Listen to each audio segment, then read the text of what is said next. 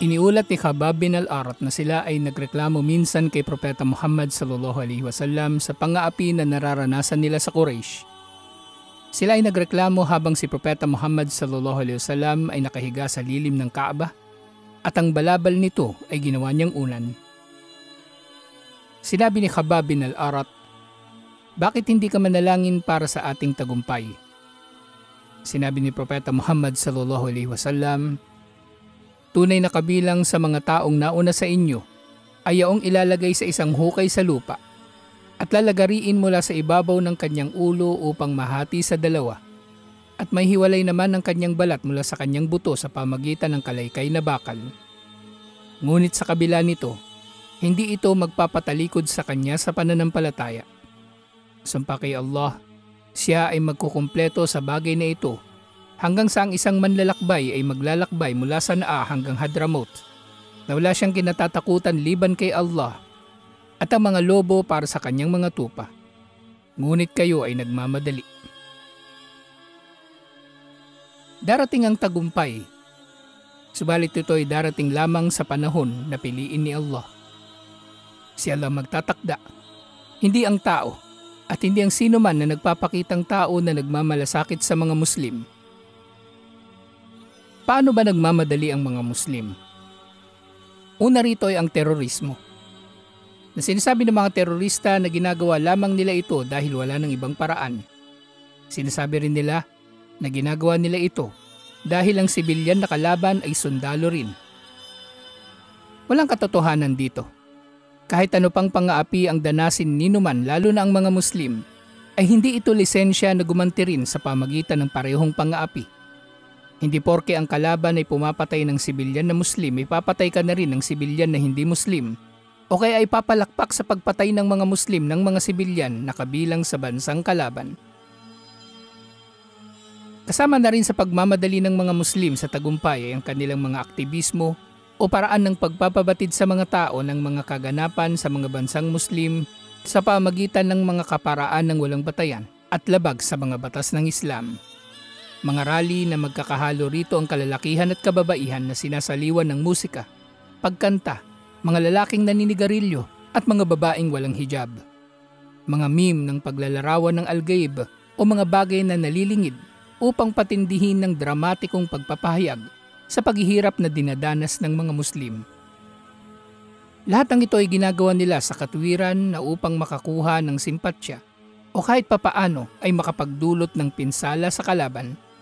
Ngunit ang mga ito ay marapat na gawin lamang sa paraan na hindi labag sa Islam.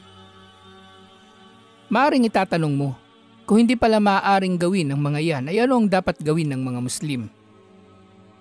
Para sa mga Muslim na nasa pagsubok na ito ay marapat na higit silang magpakamatuwid at magtiis.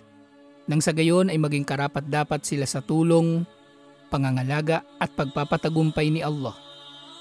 Na kung hindi man nila ito makakamit sa mundo, ay tiyak na makakamit nila ito sa kabilang buhay.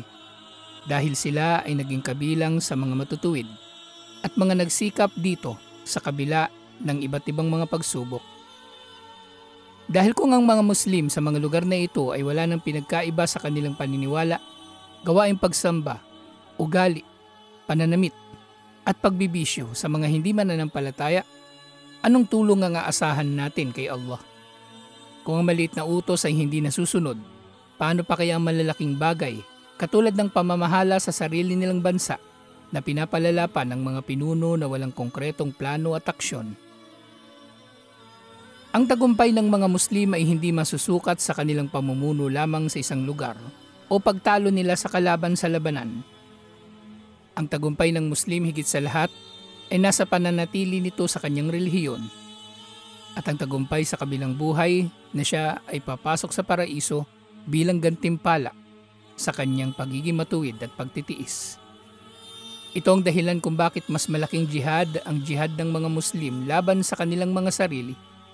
Dahil kung hindi kayang labanan ng Muslim ang kanyang sarili sa mga pagnanasa nito at mga iniuutos nito ng mga pagsaway kay Allah, ay hindi nila magagapi ang kalaban kailanman.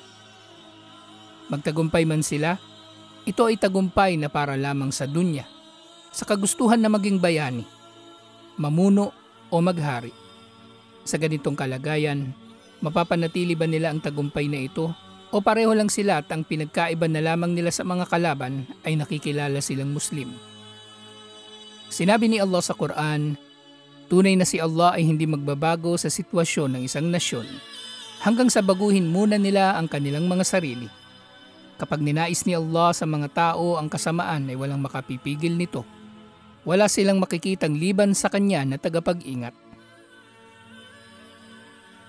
At kung ang Muslim naman ay nasa mga bansa na malayo sa kaguluhan, ay marapat para sa kanila unang-una ang magpakamatuwid din at ang manalangin kay Allah higit sa lahat.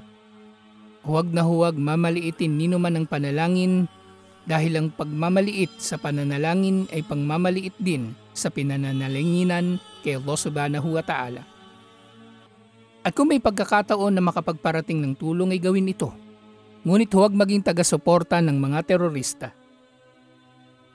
Sino mang nagnanais na magtagumpay ay marapat na gawin nilang karapat-dapat ang kanilang mga sarili sa tagumpay. Ang tagumpay ng Islam at ng mga Muslim ay darating sa panahon na piliin ni Allah. Mas marunong ka pa ba kay Allah kung kailan niya ito ipaparating? Darating ang tulong ni Allah, darating ang tagumpay, darating ang pagkatalo ng mga kalaban. Lahat ng ito ay darating sa panahon na naisin ni Allah. Darating ang tagumpay para sa mga Muslim, ngunit hindi natin kailangan magmadali. Ang tagumpay ng Islam at mga Muslim ay darating sa panahon na piliin ni Allah at wala nang makapipigil dito.